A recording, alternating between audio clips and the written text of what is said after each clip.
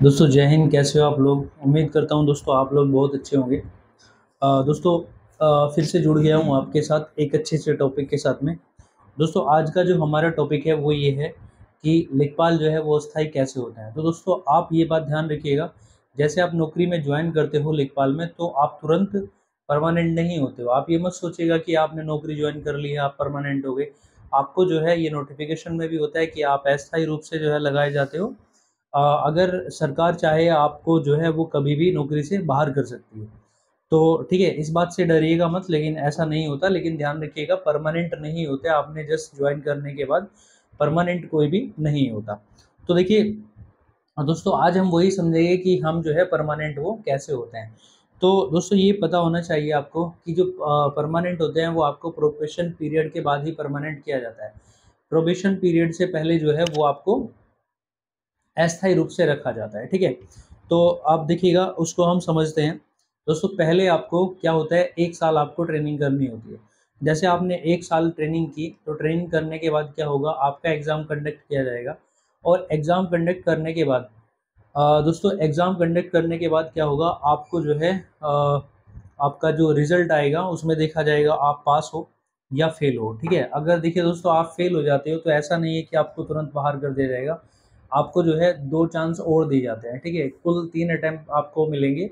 अगर आपने 3 अटेम्प्ट में क्वालीफाई कर लिया तो आप जो है प्रोबेशन पीरियड आपका 2 साल का ही रहेगा और उसी 2 साल में आपका एग्ज़ाम भी हो जाएगा। ठीक है, तो अगर मान लीजिएगा दोस्तों आप 3 अटेम्प्ट में जो है उसको क्वालीफाई नहीं कर पाते हो, हालाँकि ऐसा नहीं होता, मेरे साथ में जितने भी लोग थे फर्स्ट अटेम्प्ट में सब क्वालीफाई किया था उन्होंने। तो अगर 3 अटेम्प्ट में आप नहीं कर पाते हो तो फिर जो है वो संभव नहीं है कि आपको वहाँ रखा जाए। लेकिन डरिएगा मत, ऐसा नहीं होगा। आपको जो है आप थोड़ा यहाँ मेहनत करके आए हो तो डेफ़िनेटली आप उसको क्वालीफ़ाई कर लोगे। तो दोस्तों फिर ट्रेनिंग के बाद जो है देखिए 1 साल का जो आपका पीरियड होता है वो ट्रेनिंग पीरियड होता है। फिर आपका जो दूसरा साल शुरू होगा वो दोस्तों ट्रेनिंग के बाद का, हालाँकि फर्स्ट ईयर भी आपका प्रोबेशन का होता है और फिर दूसरा ईयर भी आपका प्रोबेशन का होगा। तो आप ये मत समझना कि आपका पहला जो वर्ष है, पहला साल है वो ट्रेनिंग का होगा, फिर आगे के 2 साल जो है वो प्रोबेशन के होंगे। नहीं दोस्तों, 3 साल नहीं होते हैं, 2 साल। ट्रेनिंग का पीरियड भी आपका प्रोबेशन पीरियड माना जाता है और फिर उससे आगे जो है 1 साल आपका क्या होता है, फिर वो प्रोबेशन पीरियड होता है। तो 2 साल दोस्तों आपका प्रोबेशन पीरियड होगा। तो 2 साल में आपका प्रोबेशन कंप्लीट हो जाएगा। एग्ज़ाम क्वालीफाई करने के बाद फिर 1 साल का जो होगा वो आपका प्रोबेशन होगा। अब देखिए दोस्तों आप समझिएगा, अगर प्रोबेशन प्रोबेशन से मतलब क्या होता है? तो प्रोबेशन देखिए दोस्तों ये होता है, ये चेक किया जाता है कि भाई आपकी जो कार्यशैली है वो कैसी है, आपका जो व्यवहार है वो कैसा है, आपकी जो योग्यता है वो आप एलिजिबल हो या नहीं हो इस कार्य को आप यहाँ नौकरी में, इस नौकरी के जो काम है उसका निर्वहन आप कैसे कर रहे हो, उसके आप जो है पूरे कर्तव्यों का पालन कर रहे हो या नहीं कर रहे हो। दोस्तों ये देखा जाता है और फिर आपका जब 2 साल पूरा हो जाता है, 2 साल के बाद क्या होगा, आपको परमानेंट कर दिया जाएगा। ठीक है दोस्तों, तो देखिए दोस्तों अब 2 साल बाद आपकी ये प्रोसेस शुरू होती है। तो ऐसा नहीं है कि पूरे 2 साल बाद क्या हुआ, आपको जो है वो फाइनल आपको परमानेंट कर दिया, ऐसा नहीं दोस्तों। 2 साल जब पूरे हो जाते हैं दोस्तों, आपका प्रोबेशन का जो पीरियड है वो खत्म हो चुका है। अब परमानेंट करने की प्रक्रिया दोस्तों शुरू होगी।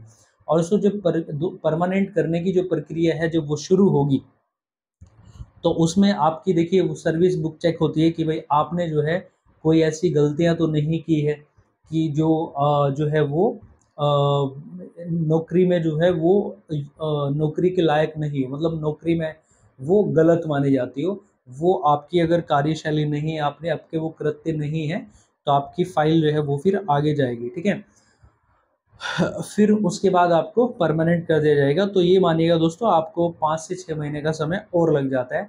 तो हम कह सकते हैं कि आपका जो आचरण है, आपका जो बिहेव है, आपका जो व्यवहार है, आप में जो नैतिकता, आपकी कार्यशैली है, इनको ध्यान में रखते हुए आपको लगभग 2 से ढाई साल में आपका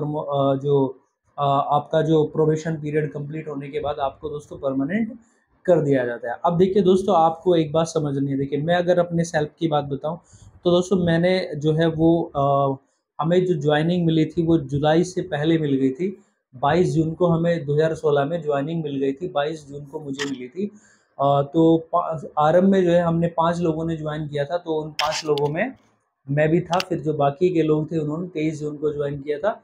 उसने 24 को तो सबसे पहले मैंने ज्वाइन किया था दोस्तों।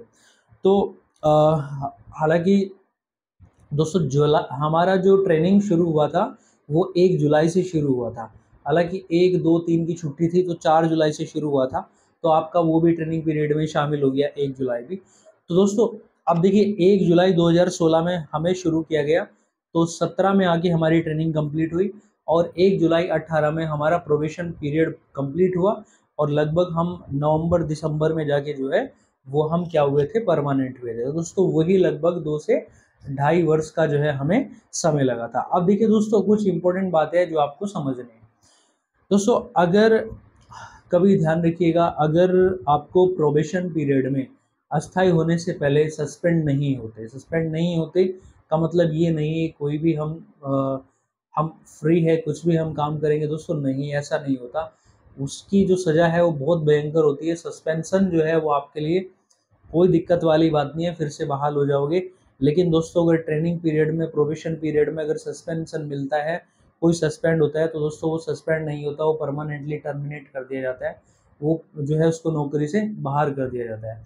तो दोस्तों ध्यान रखना, ट्रेनिंग पीरियड और प्रोबेशन पीरियड में जो है कोई भी गुंजाइश नहीं होती कि माफ़ी की क्षमा दी जाए, उसको बर्खास्त किया जाए, उसको सीधा जो है नौकरी से बाहर कर दिया जाता है। तो ध्यान रखना, सस्पेंशन और ट्रेनिंग टर्मिनेशन में यही अंतर है। सस्पेंशन का मतलब हिंदी में बोले तो निलंबन होता है। निलंबन मतलब उसको जो है कुछ टाइम के लिए हटा दिया गया, फिर दोबारा से जो है वो बहाल हो जाएगा और आगे जो है वो जब कोर्ट में या जैसे भी डिसीजन होगा उसके आधार पर उसको वेतन मिलेगा। लेकिन दोस्तों अगर कोई टर्मिनेट होता है, टर्मिनेट से मतलब निलंबन नहीं दोस्तों, यहाँ बर्खास्त है। बर्खास्त का मतलब जो है वो सीधे नौकरी से बाहर है। दोस्तों मैं आपको जो है आगाह कर रहा हूँ कि भैया आपको जो है अपनी कार्यशैली बहुत अच्छी रखनी है। अधिकारी जो हमारे जो आदेश करना है भैया उनका हमें पालन करना है और हमारा जो व्यवहार है वो बहुत अच्छा रहना है। हमें जो है हमारी नौकरी ऐसी जनता से जुड़ी है तो हम जनता के प्रति सीधे आप खुद को रिस्पॉन्सिबल मानिएगा और आपकी जो योग्यता है आप अपने आप को योग्य बनाइएगा उस कार्य के, तो आपको जो है किसी भी तरह की इनमें से कोई समस्या नहीं आने वाली है दोस्तों। चलिए दोस्तों अब देखिएगा, हमने ये बात कर ली है कि आपको जो है किस तरह से आप परमानेंट होंगे। तो लगभग हमने देखा कि आपको 2 से 2.5 साल का समय लगना है परमानेंट होने में। दोस्तों अब यहाँ कुछ हम और बात करेंगे।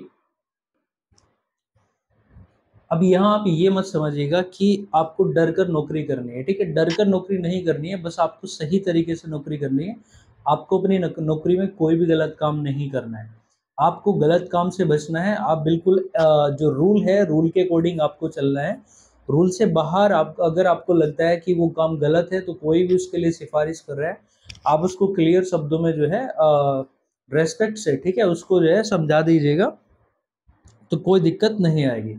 अब देखिए दोस्तों आप जो है सोचेंगे कि